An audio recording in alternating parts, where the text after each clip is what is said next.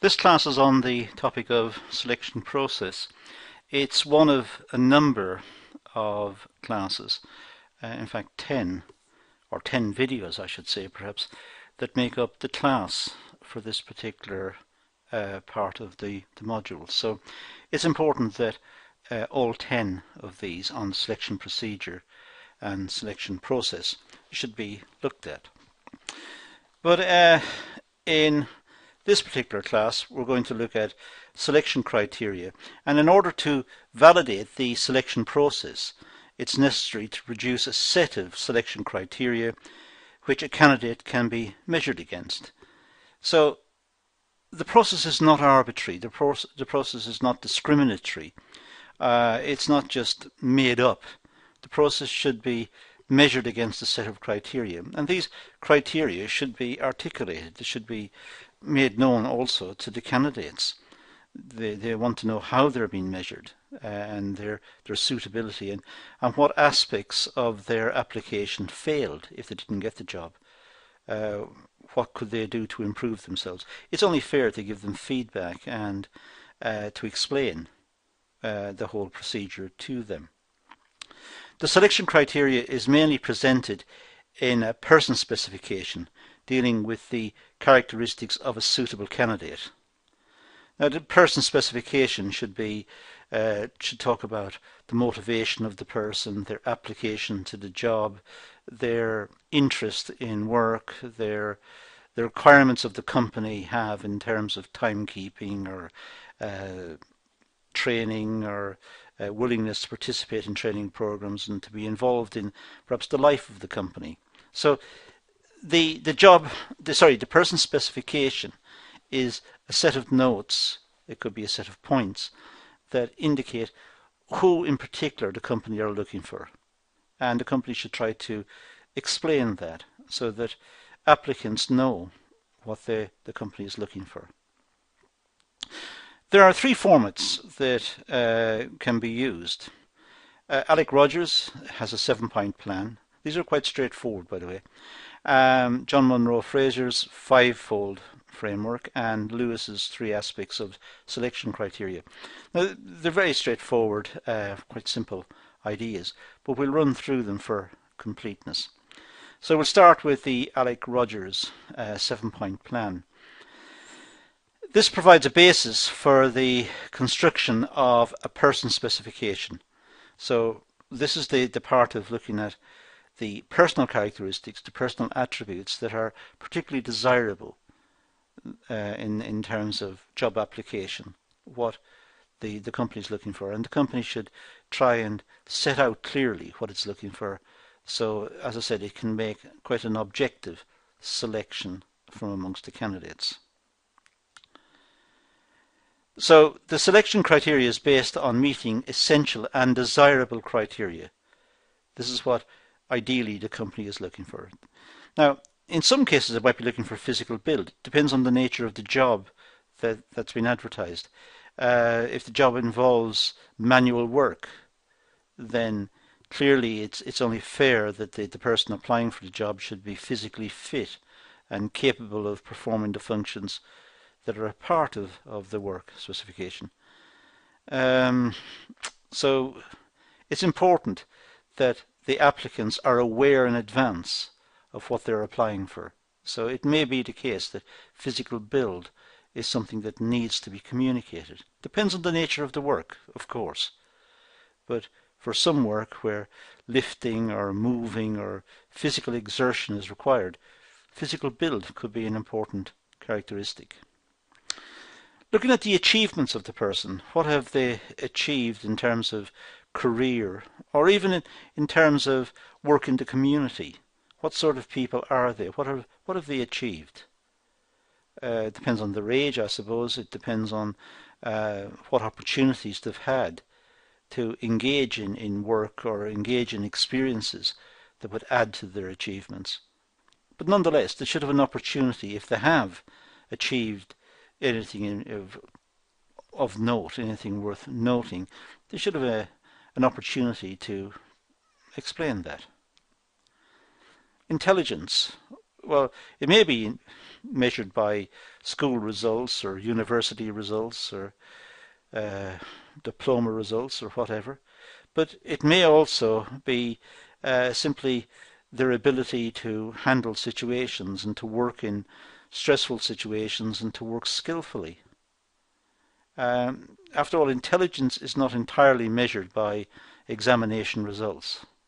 So we have to be careful when we talk about intelligence. Intelligence involves the ability to think and to problem solve and to deal with situations.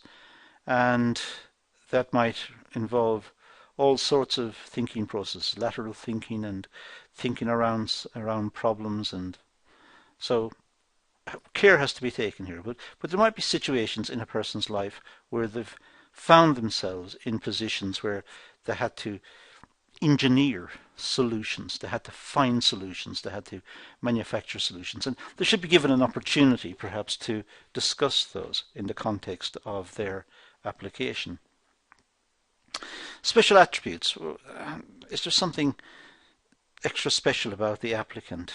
Can they do things that other people would find difficult? Can they multitask? Can they have they got special computer skills or presentation skills, or what can they do exactly? What are their special attributes? Anything distinguishes them from others? Perhaps they've done something of note in the past. They could have done some activity for charity or in the local community, or they could have travelled widely, or what exactly? Give them an opportunity to specify those. What are their interests and hobbies? What do they like to do? It may indicate their suitability to the job. If the job is working on the company database and they're interested in computers as a hobby, building computers or whatever, it shows that they're interested in that area. You don't want them at the same time to be entirely focused on databases and computers. They might also have hobbies including football or walking in the hills or cycling or whatever. So you need a balance in terms of lifestyle, and recruitment personnel within the business will be looking for a balance, looking for wider interests. Their disposition, how do they present themselves? What do they look like, in the sense that, are they presentable? Do they represent the company? Do they dress appropriately? Do they would they be good representatives of the company if they have to meet clients or they have to go off site and meet the other companies? Are they presentable? Are they well spoken? Are they polite? Did they look tidy? Have they got good personal hygiene? I mean, what is their disposition?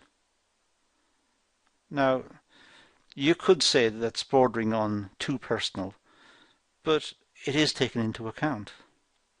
And companies want personnel who represent the business and represent it positively. So they want people who are polite and nice and well dressed and well groomed and efficient and presentable and affable, and so disposition is considered. And the circumstances. Where are the people now? What are they working at? Are they unemployed? Have they been cycling around the world? What have they been doing? What are their circumstances now? Have they finished college? Have they finished school? Have they got a disability? Have they broken their leg recently? Or are they visually impaired? Or what exactly are their circumstances? It's important that both sides know exactly what their obligations to each other are, and be honest and open about their particular circumstances. And the company should do the same, be honest and open about the circumstances. And they should ensure that if the applicant has a particular set of circumstances. However, these circumstances will not in any way affect their work, their performance at work, then perhaps they should not be taken into account. But the company might want to know, because the company can perhaps make the person's working life a little easier, making their environment a little easier. So just have an openness about their particular circumstances. The fivefold framework, John Monroe Fraser's fivefold framework. Well, it's a more simple approach, or a simpler approach, I suppose I should say. Yeah, I think a simpler approach is better grammar. The framework focuses on the candidate's career and derives future potential. So it looks, this particular route looks at the candidate's career and their potential. Now, what's the impact on others? What does this person's presence in the business, how will it impact on others? Will this person be a team player? Will they fit in? Will they be isolated and not cooperate? What sort of personality type have they got? And how will they affect others in the business? The last thing the company wants is to employ someone who's going to cause problems within teams and upset the balance. The company has worked hard through training programs and through various activities to try and build teams. Now, employing somebody from the outside who comes in and disrupts that would be very counterproductive. What are the qualifications and experiences gained in the past? What have they achieved in the past? Really, it's the combination of qualifications and experience that's important. We learn from our experiences in the same way as we learn at college and at university. So it's important that the person who's applying is, in a sense, measured against their qualifications, how well they've done, how well they've applied themselves in the study situation, and also what experiences they've got of work, and what do the previous employers think of them. Pick up references. What are their innate abilities? What can they do easily? What can they do as a part of the package of skills that they have got? Can they assimilate information easily? Can they write well, present good written records? Can they use computers efficiently? Can they work machines carefully and accurately? Are they responsible people? Do they like to be on time? Do they like to be well presented? What are their innate abilities? What can they do, in a sense, better than others? And what's their motivation? What drives them?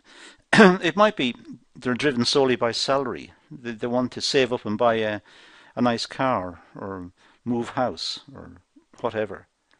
Make a contribution to the family. That might be their motivation. That's fine.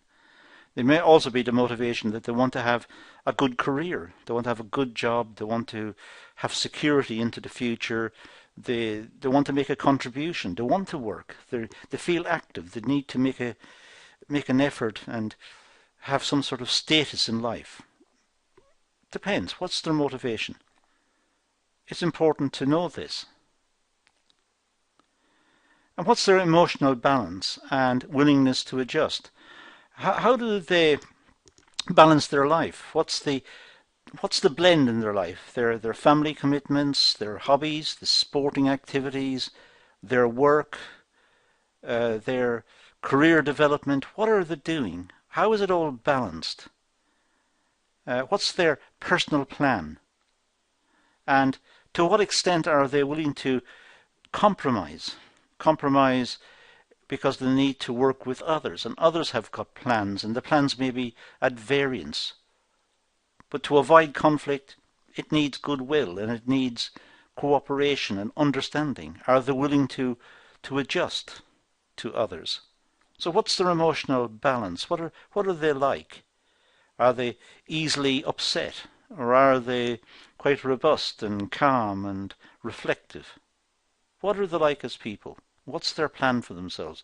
What's their balance in life as well? What are their commitments? And how does all of this affect them? Do they come across as well-adjusted people, calm, collected, cognitive, understanding, peaceful? Are they emotional and fiery and quick-tempered and easily upset and moody? Try to get an understanding for that. Lewis implies that selection criteria is dependent on 3 factors. Now, these we don't go into detail because these really depend on the organization to a large extent. So what are the organizational criteria? What's the organization looking for? That's at the organizational level. That's at the company level. And what the company wants are people who are going to enjoy working for them, well motivated, well presented, careful, accurate, keen to build a quality product, to be associated with a successful company, efficient, keep good time, people who don't create problems, who instead solve problems. So at the organizational level, there's a whole set of requirements, and these are all very, if you like, generic. These are widespread requirements. But there's also functional and departmental requirements. The person will work within a department, and the department will have particular requirements over and above the organizational ones. The department will want people to complete certain routine tasks and to contribute towards the life of the department and attend departmental meetings perhaps and make contributions and show a willingness to work with others and compromise and get along and perform efficiently. Simply be a nice person within the department who makes a good contribution and who is trying hard to promote him or herself in terms of career and to have the respect of colleagues. There's also individual job criteria that must be met. When the person is taken on, they're taken on to work on a particular job. Well, that job will have certain requirements. Certain functions must be completed before others. It must be completed with diligence, with care. And the output must be good quality, and the whole process should be done efficiently, and the person needs to apply him or herself to complete the task. So there are different levels of requirements coming down from the organizational, departmental, and the individual job. And these needs to be specified. So it depends on the nature of the organization, the nature of the department, and the nature of the particular job that's going to be filled. And these should be specified because these will constitute the job description. And these should be sent to the applicants so they know what they're applying for and they know then if they should apply or not. Because that is the information that's been given to them about the work, about the company, about the department, and they can then self-assess as to whether they should apply or not. So this is still a part of the selection process, and we've now looked at 3 different approaches to selection. The Rogers, the Monroe-Fraser, and the Lewis. Broad categories, nothing too complex, but at the same time very important in the context of the selection process. So let's leave this particular video, and as I said at the start, remember there are several other videos. There are 10 in total in this particular class. So let's leave this one and say thank you for watching.